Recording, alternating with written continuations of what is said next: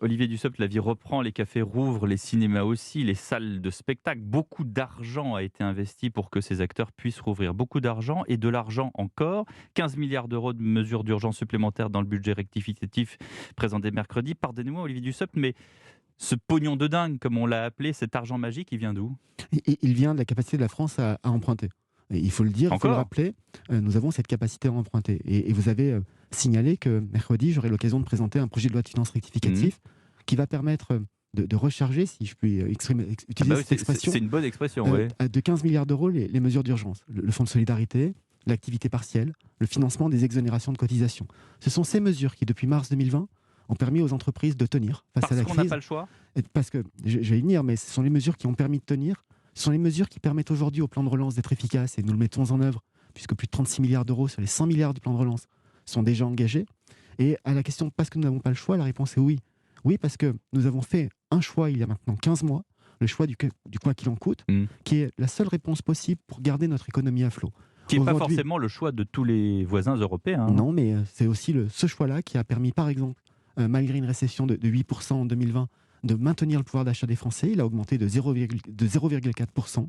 C'est ce choix-là qui fait qu'aujourd'hui, la Commission européenne considère que la France aura le meilleur taux de croissance Mmh. de toute la zone euro en 2021 et en 2022. Mmh. C'est ce choix qui nous laisse espérer un retour à un niveau de production de richesse, à un niveau d'activité économique identique à celui d'avant-crise au premier trimestre 2022, soit un peu plus tôt que ce que nous espérions.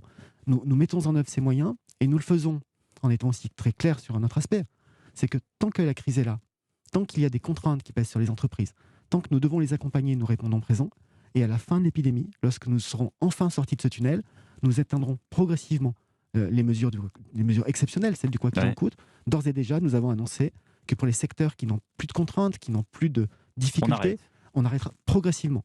Et il faut insister sur le caractère progressif pendant tout l'été. Parce qu'il ne faudrait pas que les Comment efforts... est-ce qu'on jauge justement ce On va, caractère par exemple, progressif? pour le fonds de solidarité, Oui. dans les secteurs qui n'ont plus de contraintes, qui n'ont plus de restrictions, nous le maintenons intégralement pour le mois de mai, et pour l'activité du mois de mai. Et ensuite, pour les activités de juin, juillet et août, nous tiendrons compte de la perte d'activité par rapport au chiffre d'affaires antérieur. Et ça sera une prise en compte qui sera dégressive, d'abord 40, puis 30, puis 20% Mais selon du les chiffre d'affaires. secteurs, selon les entreprises, comment est-ce Nous, que où nous, est-ce que vous mettez le curseur? nous irons beaucoup moins vite et nous serons beaucoup plus progressifs pour les secteurs qui connaissent encore des difficultés. On pense au secteur S1 et S1 bis, puisque c'est Ouais. désormais comme cela qu'on appelle la liste des secteurs protégés. On peut avoir des exemples. Tant que nous maintenons des jauges et donc des restrictions sur l'activité des restaurateurs ou des cafetiers, il faut les aider. Tant que nous maintenons l'obligation de fermeture des discothèques, il faut évidemment les accompagner. Il va falloir le rembourser cet argent, Olivier Dussopt, vous le savez mieux que personne, la dette va atteindre 118% du PIB en 2021, c'est stratosphérique.